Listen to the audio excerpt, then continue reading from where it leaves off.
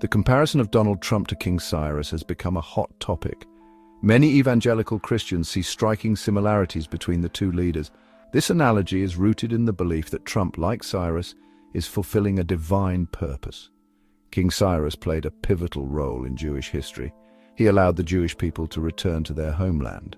Could Trump be playing a similar role in modern times? This question has ignited passionate debate across the political and religious spectrum.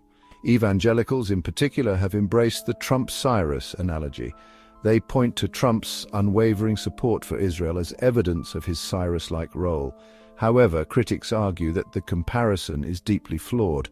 They highlight Trump's personal conduct and controversial policies as stark contrasts to the biblical image of Cyrus. The Trump-Cyrus analogy is more than just a historical comparison. It has become a lightning rod for deeper questions about the relationship between religion and politics in the 21st century. To understand the Trump-Cyrus analogy, we must first delve into the historical significance of King Cyrus. Cyrus II, also known as Cyrus the Great, was a powerful Persian king who ruled in the 6th century BC. He is best known for conquering the Babylonian Empire and freeing the Jewish people from captivity. This act of liberation earned Cyrus a revered place in Jewish history. He's even mentioned by name in the Bible. Cyrus's decree allowed the exiled Jews to return to Jerusalem and rebuild their temple. This event is considered a pivotal moment in Jewish history. It marked the restoration of their homeland and their faith after years of exile.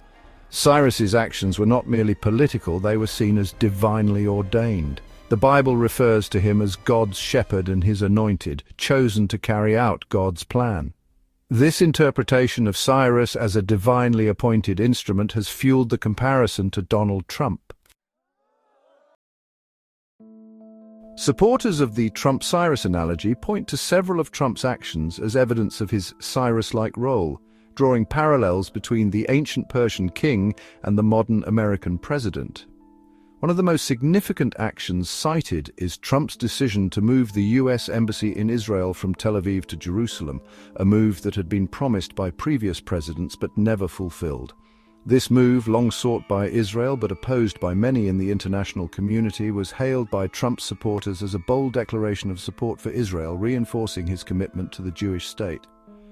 They argue that it aligns with Trump's recognition of Jerusalem as the capital of Israel, a stance that has significant religious and political implications. In addition to the embassy move, Trump's supporters also cite his recognition of Israeli sovereignty over the Golan Heights, a region of strategic importance. This disputed territory was captured by Israel from Syria in 1967 during the Six-Day War, and its status has been a contentious issue ever since. Trump's decision to recognize Israel's claim to the Golan Heights further solidified his image as a staunch ally of Israel, strengthening the bond between the two nations. These actions, coupled with his withdrawal from the Iran nuclear deal, have fueled the belief among some that Trump is fulfilling a divine mandate to support Israel, much like Cyrus did centuries ago, by taking bold and controversial steps that resonate deeply with his supporters. Trump's decision to move the U.S. Embassy to Jerusalem was met with mixed reactions. For Israel, it was a diplomatic victory. Prime Minister Benjamin Netanyahu praised Trump's decision, calling it a historic day and a great day for Israel. The move was seen as a powerful symbol of U.S. recognition of Jerusalem as Israel's capital, a claim that Palestinians also make for East Jerusalem. However, the move also drew sharp criticism from the international community. Many countries, including U.S. allies, argued that it undermined the peace process between Israel and the Palestinians. They maintained that the status of Jerusalem should be decided through negotiations, not unilateral actions. The move also sparked protests in the Palestinian territories, with some calling it a provocation. Section 5, Golan Heights and Iran deal fueling the fire. Trump's pro-Israel stance extended beyond the relocation of the United States Embassy to Jerusalem, a move that was both celebrated and criticized globally. In 2019, he took the unprecedented step of recognizing Israeli sovereignty over the Golan Heights, a decision that marked a significant shift in U.S. foreign policy. The Golan Heights, a strategic plateau that Israel captured from Syria in the 1967 Six-Day War, has been a point of contention for decades. This move was widely condemned by the international community, with many viewing it as a violation of international law, but it was praised by Israel as a necessary step for its security. Trump's decision to withdraw the United States from the Iran nuclear deal further solidified his image as a staunch defender of Israel, aligning closely with Israeli interests. The deal, negotiated by the Obama administration and several world powers, was designed to curb Iran's nuclear ambitions and prevent the development of nuclear weapons.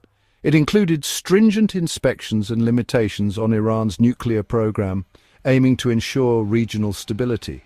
However, Trump argued that the deal was fundamentally flawed and did not go far enough to prevent Iran from developing nuclear weapons capabilities. He also accused Iran of supporting terrorism in the region, further justifying his decision to withdraw from the agreement. Israel had long opposed the nuclear deal, viewing it as insufficient to curb Iran's nuclear ambitions and a threat to its national security. For Israel, Iran's nuclear program represented an existential threat, prompting strong opposition to the deal from the outset.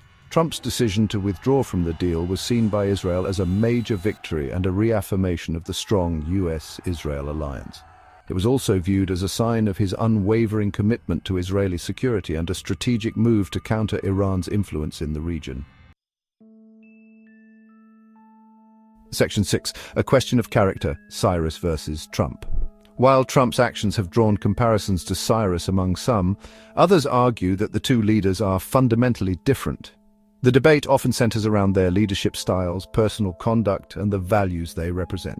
Critics point to Trump's personal conduct, his rhetoric, and his policies as evidence that he is far from a Cyrus-like figure.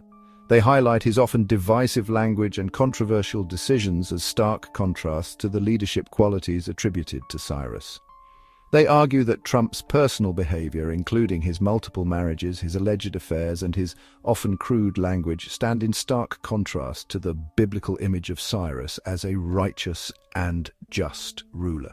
Cyrus is often remembered for his fairness and his efforts to unify diverse peoples under his rule. Moreover, critics point to Trump's policies, such as his travel ban targeting citizens from several Muslim-majority countries, his separation of families at the US-Mexico border, and his withdrawal from the Paris Agreement on climate change, as evidence that he is not motivated by the same values as Cyrus. These actions are seen as divisive and contrary to the inclusive and progressive policies of Cyrus. They argue that Trump's policies are often driven by self-interest, nativism, and a disregard for international norms, while Cyrus is celebrated for his tolerance, his respect for other cultures, and his commitment to justice. Cyrus's legacy is one of promoting harmony and understanding among different peoples, a stark contrast to the often polarizing approach of Trump. Section 7. Political strategy or divine mandate. The debate over the Trump-Cyrus analogy also raises questions about the role of religion in politics. Trump's supporters, particularly evangelical Christians, often frame his actions as part of a divine plan. They believe that Trump was chosen by God to lead America and to support Israel.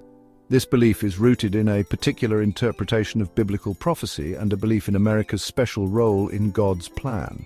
However, critics argue that this interpretation of Trump's presidency is dangerous and misguided. They argue that it conflates political support with religious belief and that it risks turning Trump into a messianic figure. They also point out that using religion to justify political decisions can be divisive and can alienate those who do not share those beliefs. Section 8. A divided America, the Trump-Cyrus analogy and its impact. The Trump-Cyrus analogy has become a flashpoint in an already polarized America. It has deepened the divide between Trump's supporters, who see him as a savior-like figure, and his detractors, who view him as a threat to American democracy. The analogy has also highlighted the growing influence of evangelical Christianity in American politics. The debate over the Trump-Cyrus analogy is unlikely to be resolved anytime soon. It reflects deeper divisions in American society over the role of religion, the meaning of America's role in the world, and the nature of leadership. As long as these divisions persist, the Trump-Cyrus analogy will continue to be a source of controversy and debate. Section 9. The legacy of the comparison, a complex narrative. The comparison of Donald Trump to King Cyrus is a complex and multifaceted issue that defies easy answers. It is a testament to the enduring power of biblical narratives to shape contemporary political discourse. The analogy has resonated with some who see in Trump's actions a reflection of Cyrus's legacy as a liberator and a restorer. However, the comparison has also sparked outrage and condemnation from those who view it as a dangerous distortion of history and a cynical attempt to cloak political opportunism in religious garb. The Trump-Cyrus analogy will likely continue to be debated and dissected for years to come, a lasting symbol of the deep divisions that have come to define American politics in the 21st century.